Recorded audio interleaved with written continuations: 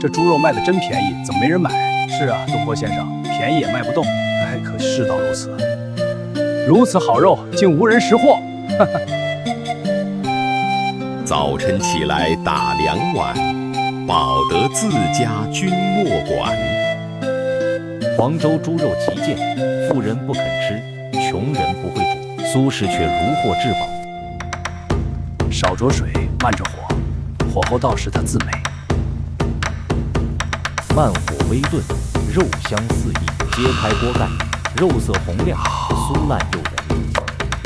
他请邻居品尝，来尝尝。邻居惊叹忙问：“苏先生，这什么肉吃啊？就叫它东坡肉吧。”真香。